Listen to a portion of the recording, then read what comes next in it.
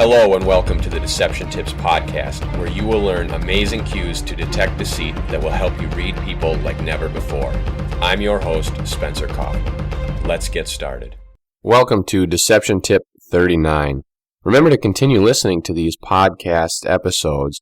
Listen to them over and over again, share them with your friends, and discuss them with other people. It is only through repetition that you will continue to learn more about detecting deception, and you will understand all of these little signs and know exactly what they mean and when they occur on other people. Last time we spoke about a deception tip that is something where people who lie are under a tremendous amount of tension and stress. Anytime someone lies, there is a lot of pressure, there's a lot of stress and tension that goes behind that lie. They are thinking about a number of things, such as telling the lie, getting it right, making sure other people believe them, whether or not people are believing them. There is a lot of stress, and they're also trying to get away with something. So then there's the tension and stress involved with covering up, let's call crime or whatever it is. They're covering up the truth, and they're trying to manipulate that truth to get someone to believe their false truth. That is only a little bit of the tension and stress that can be exhibited during a lie. Now, this stuff comes out unconsciously. Remember, the conscious and the unconscious are fighting. It's a battle between one and another. And the conscious is trying to push that lie out. The unconscious is trying to push out the truth. Therefore, when liars are under a tremendous amount of tension and stress, the unconscious has that tension and stress leaked in the neck area. So this is the tense neck. The veins may protrude, the muscles will be tense, and you may see things going on in the neck region. A couple things to remember about that is that it may not always be a liar that exhibits that tense neck. Could also be due to different things like their baseline behavior. You need to make sure you have that so you know whether or not they typically have a tense neck.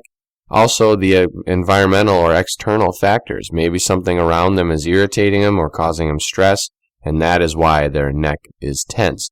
So always remember that no matter what, even with the tense neck, but in any deception tip or any time you are speaking with someone or detecting deception or trying to read people in general, you need to look for that baseline behavior. The baseline behavior is their normal behavior, how they act in normal conversation when stakes are low. When it's just casual, you kind of understand what they are and who they are, how they behave and maneuver. Then when you throw in that tension and stress, the pressure of them lying to tell the truth or telling the truth, covering it up, whatever the case may be, when you increase that pressure, then they will start to behave differently, and you can see a difference, a deviation from that baseline behavior. Then you know that something is up. So make sure you get that baseline behavior. Then you can compare the new behaviors with the baseline or their normal behavior to understand what is going on. And remember that you can never really know what they're lying about. You just know that they're lying through their signs of deception. Continue to bring them up. When you see one or you think you see one, circle back to that topic. Keep it brought up in conversation. See if you notice more and more signs. If you do, then you can be fairly certain about what topic they are trying to cover up or lie about. And then you can kind of call them on it or bring it up and keep asking more about that. Today we are going to talk about a different sign that is a pretty good one. It's very a brief sign, yet it can happen repeatedly throughout a conversation. And it's one that is so casual you may not notice it when it occurs. But now that you're going to talk about it, you will start noticing it. In addition, you may start noticing it on yourself a lot, and then you'll be questioning why it is happening on you and why it is going on with your speech and body language. But that's not to be worried about, because most of the time it does happen regularly. However, when people lie, it can sometimes happen a little bit more frequently. I'm talking about a yawn. A lot of liars may yawn for boredom or relaxation purposes to kind of lower the stakes or to show the interrogators or the questioners that, oh yes, I'm very calm, I'm very relaxed, I have nothing to worry about because I'm innocent, or I'm not guilty, or I'm not lying, whatever the case may be. However, yawning is something that happens all the time in normal baseline behavior or normal everyday conversation. For example, I guarantee you that at some point during this podcast, during talking about yawning, I am going to yawn. In addition, you'll probably yawn at some point just from talking about it, because the yawn is such a powerful psychological thing that even talking about it or seeing it makes it happen. It's very, very weird. So here it is, deception tip number 39. Liars may yawn repeatedly as if to convey boredom or relaxation. Here it is again, deception tip 39. Liars may yawn repeatedly as if to convey boredom or relaxation. So they are trying to convey two things here. Anytime when someone is lying or when they are being questioned, if they look bored, then that means that they're really not interested in this line of questioning. Now, why wouldn't they be interested? Well, their intention is that if they're not interested, then they must have nothing to do with it because it doesn't apply to them. They're not falsely accused of anything. They're not being accused of anything. They don't even care. They don't want to be there. So that's why they would convey boredom. Relaxation is something that they would convey to show them that they are calm.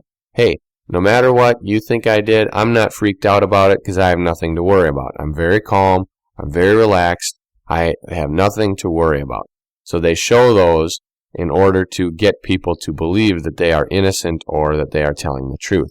Now, yawns can be a very strange thing in that you can use them on both sides. You can use them as a questioner, as an interrogator, to manipulate behavior or to see how they are acting or reacting to you. It's, remember, like when we spoke about mirroring movements back in episode 35, how sometimes you can do things on your face to get people to copy you, or they can copy your behavior, and that when people mirror movements, generally they are telling a little bit more of a truth than a lie, because truthful people tend to mirror the head movements of those with whom they converse. However, liars are a more statuesque pose. So yawning can be used in a similar manner where you can yawn and see if they mirror that yawn, because that is a natural response.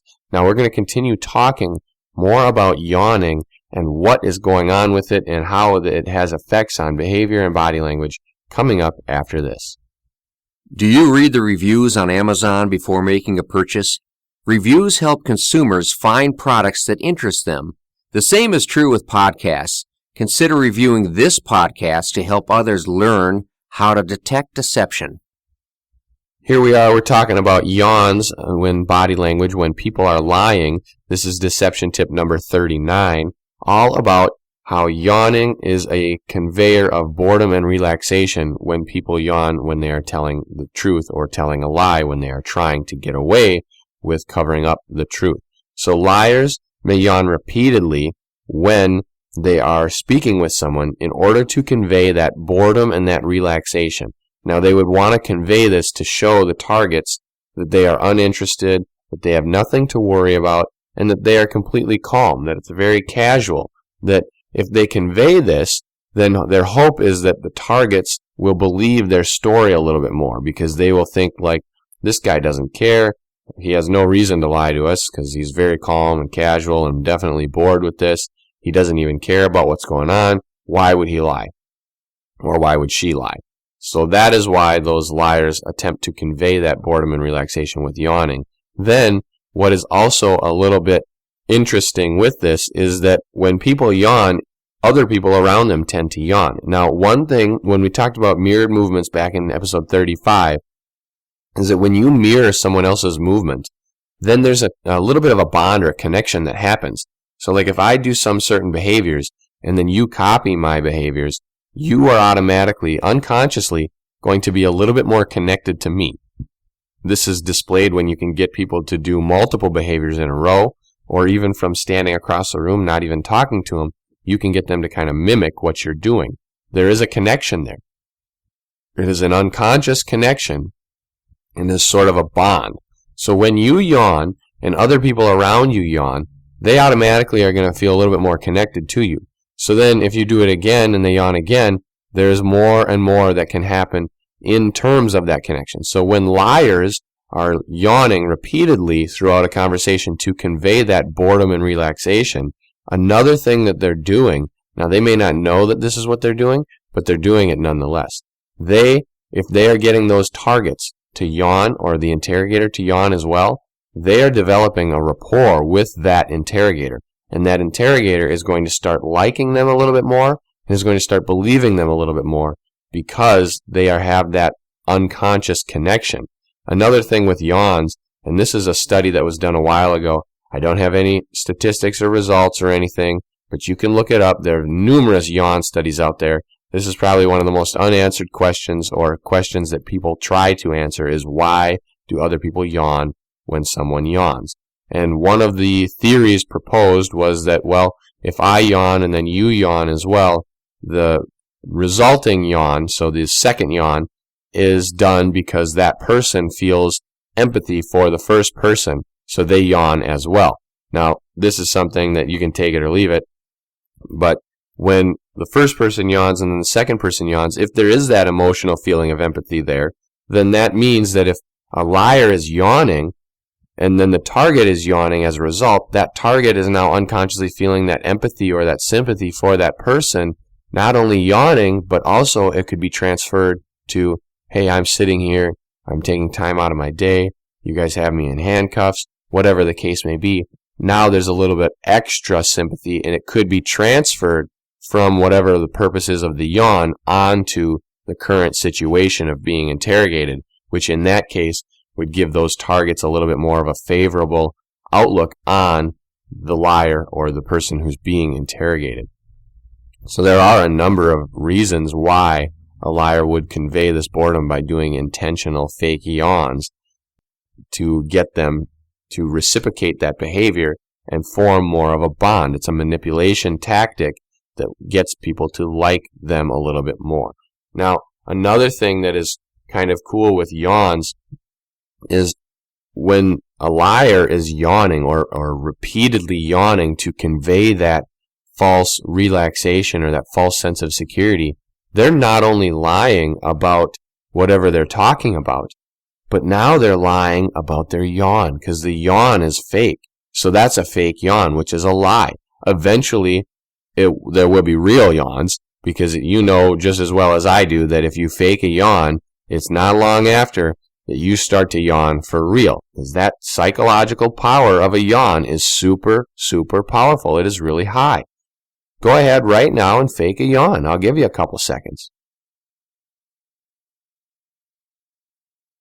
You probably right now are yawning in the middle of me talking because you faked that yawn, and it was fake for a while, but then halfway through your fake yawn, a real yawn took over. Why? Because the effect is super powerful. There is an amazing psychological component with yawns. That is why when you yawn, other people yawn as well. It helps them draw closer to each other. It is a manipulation tactic. You are manipulating someone else's behavior. You're yawning. You're getting them to yawn. You are controlling their yawn. Now, you're not controlling them, manipulating them. It's not a mind reading or robotic thing or something like that. It's just a normal response. Therefore, it can also be used in this. If you as an interrogator are going to start yawning, you can get ahead of that liar by yawning first. So if you yawn, now the person who's lying is seeing that you're calm. Maybe you're bored. Maybe you don't care about whatever this is. So now they're going to get even more frustrated, especially if they're lying. They're already tense. They're already stressed. Now you're yawning. You're showing them you don't even care what they're saying. They're going to get very frustrated. Then, if they yawn in response to you, now they're going to start developing that connection to you. So then maybe they'll tell you the truth because they have that empathy for you or that sympathy for you or whatever the reason is. They're connected to you. On the other hand, if they don't yawn, now they're not mirroring your movements. They're not mirroring a movement that everybody mirrors. So now you know that something's really off. It's just like if they aren't mirroring your yawn, now you know, hey, normal people mirror a yawn. So the fact that they aren't means something could be going on. So yawns are a very powerful thing to use when you are trying to get to the truth. It is something that you can use as an interrogator, and it is something that you need to watch for when you are interrogating someone else, because if they start yawning, You need to determine whether it's just a real yawn or whether they are trying to use it to pull the wool over your eyes. So I want to thank you for listening to the Deception Tips podcast. Hope that you'll share it with your friends, subscribe to the feed, check out the Deception Tips videos and the blog, take a look at my books, and tune in next week for a new Deception Tip.